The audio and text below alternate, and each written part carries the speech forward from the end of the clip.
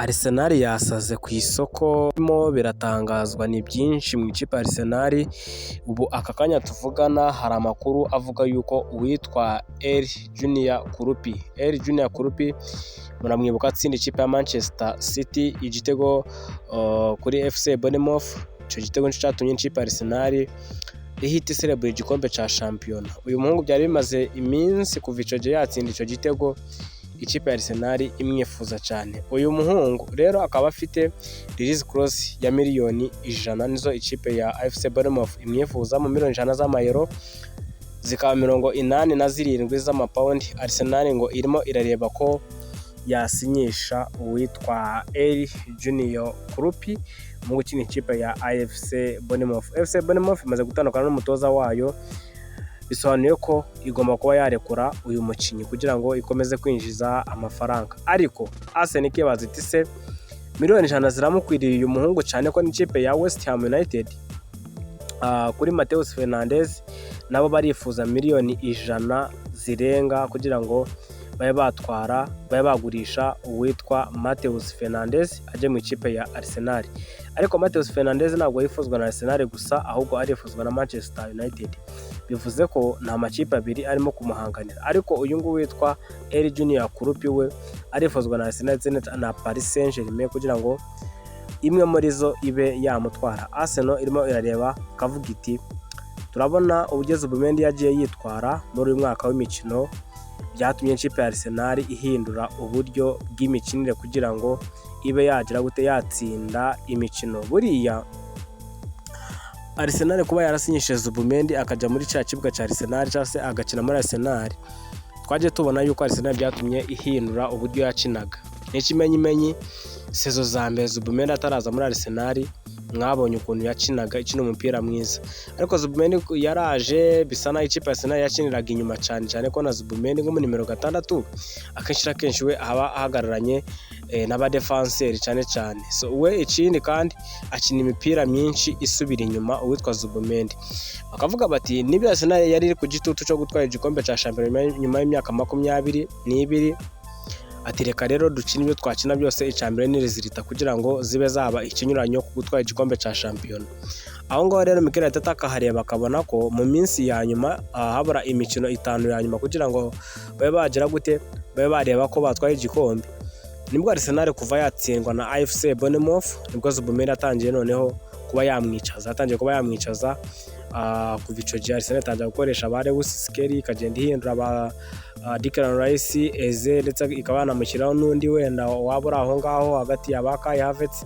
Rero nyuma yaho twagiye tubona Lewis Skelly akina na Declan Rice hagati mu kibuga, ahubwo wenda umutoza akaza guhitamo ni Odegaard cyangwa se ni Eze ku 10, ariko ubundi tukaba tumaze iminsi tubona witwa Declan ndetse no witwa Miles Lewis Skelly. Rero uyu muhungu w'umwongereza n'ubundi amahirwe menshi azaguma hagati mu kibuga, niciza ko Mikel Arteta ntabwo azamusubiza kuri nimero 3. Aka kanya rero Mikel Arteta arimo arifuza kubasinyisha umukinnyi wo hagati mu kibuga. Rero uwitwa El Junior Kurupi ndetse n'uwitwa Matheus Fernandes, utibagiwe kandi n'umuhungu kabisa ukina ikipe ya Liverpool bamwita Dominic Szoboszlai, bakavuga yuko ngo bagiye gusinyisha umukinnyi uri world class, umukinnyi ukomeye wa wundi uza atari byanje byo kuvuga ngo araza kwicara. Arsenal ikabona ko Sandro Tonali bizagorana, ariko ikavuga iti uwajya muri Liverpool akayifatira no kuba ifite ibibazo by'abatoza ntabwo yakura Dominic Szoboszlai. Ariko ibya Dominic Szoboszlai ntabwo biri hejuru cyane wenda ngo bibe byashyuha cyane, ariko amakuru atangazwa nuko uwitwa Dominic Szoboszlai ngo numukuze cyane ikipe ya Arsenal ngo yakuze ayifana, nk'uko nyine bisanzwe nyine bimenyerewe iyo ikipe Arsenal igiye kugura umukinnyi kenshi babihuza yuko ngo umukinnyi yarayikundaga.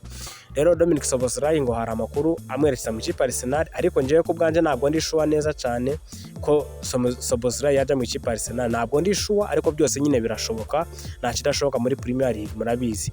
Ariko iyo ni link imwerekeza mu ikipe Arsenal, ariko amakuru ahari ya nyayo nuko Arsenal priorite wayo uhari no witwa Morgan Rogers akina ikipe ya Aston Villa.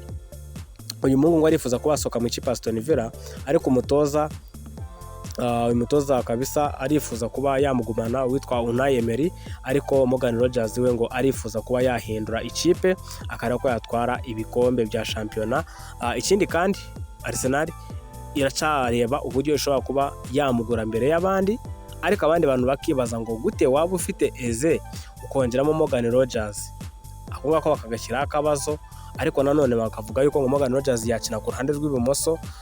Ariko ntekereza ko Mikel Arteta ashatse, ntekereza ko Arsenal muri iyi season ntabwo yigeze irwaye ikibazo cyo hagati mu kibuga. Nawe urimo kunkurikira ahangaha ufana ikipe Arsenal, ntabwo Arsenal yagize ikibazo cyo hagati mu kibuga. Wenda Zubimendi yaba atameze neza, bakazana Lewis Skelly, bakazana Christian Norgard wenda nubwo atahawe iminota ihagije, ariko mu bintu Arsenal yakennye ntabwo yigeze ikena hagati mu kibuga. Arsenal yakennye ku bawinga bayo bombi, haba iburyo ndetse n'ibumoso, ndavuga bariya bataka, kuko banatumye n'ibitego Victor Gyokeres yatsindaga kwari ukwiyaranja nk'umwataka kugira ngo abe yatanga umusaruro, ariko ntabwo ari ibitego nyine wabona wenda ngo Bukosa akacenze yinjira box amuha passe, ntabwo ari santire, ntabwo ari iki, ntabwo ari Martinelli ngo yamuhaye nyine ibintu nk'ibyo ngibyo. Rero Mikel Arteta abantu benshi akagenda bamushinja yuko ntabwo arimo gushaka umuwinga mbere na mbere, kandi bakamwerekeza ku witwa Rafael Leao. Bari bamaze hafi sezo enye yifuza uyu musore Rafael Leao. Ubwo rero aka kanya noneho biri official cyane ko Mikel Arteta agiye kuba yasinyisha uwitwa Rafael Leao, cyane ko uyu muhungu mu ikipe ya AC Milan ntabwo azongera kuyikinira sezo itaha. Uyu muhungu warifuza kuba yahindura ligi, ntabwo ari uguhindura ikipe, ari uguhindura ikipe na Inter de Milan yamugura, na AC Milan na Juventus yamugura, na Napoli yamugura. We arifuza kuba yahindura igihugu akajya mu ikipe ikomeye. Iyo rero uranganyije amaso hose mu gihugu, nyine mu bihugu bigiye bitandukanye, haba mu Faransa urumva yajya muri Paris Saint-Germain, atari Paris Saint-Germain ntabwo yajyayo. Paris Saint-Germain ifite abawinga. Wazenguruka mu Budage ukareba ikipe ya Bayern ifite ba Luis Diaz, wazenguruka muri Madrid ifite ba Vinicius, wazenguruka muri za Atletico Madrid bafite ba Ademola Lookman, wazenguruka muri Barcelona bazanye Anthony Gordon. Bakareba rero uyu muhungu akavuga ati nyamara Arsenal niyo ikeneye umuwinga w'ibumoso wasimbura Martinelli ndetse na Trossard. Bakavuga bati Rafael Leao yaba mwiza mu ikipe Arsenal. Mikel Arteta rero kubw'iyo mpamvu ndetse n'uwitwa Andrea Berita barimo kugenda bareba ibyashoboka kugira ngo barebe ko basinyisha Rafael Leao, ariko bakongera bakagira ikibazo ko Rafael Leao mu gihugu cy'Ubutaliyani ari ligi nyine itagikina imikino myinshi, ariko ukareba Rafael Leao kenshi na kenshi agira ibibazo by'imvune ku myaka 26. Arsenal ikavuga iti uyu ngo tuje kumuzana akaba yazajya avunika cyane nyine buri munsi, ariko bakavuga bati scouting Arsenal bakavuga bati n'ubundi twabanza tukareba ubuzima bwe ndetse niba atarigeze abarwa wenda bikabije. Bakavuga ati ari mu ikipe Arsenal ifite abaganga beza, bashobora kuba bagira gute bamwitaho, bakazajya nyine bamumanaginga kugira ngo barebe uburyo yazajya akina imikino ishoboka kugira ngo azagende amenyera Premier League.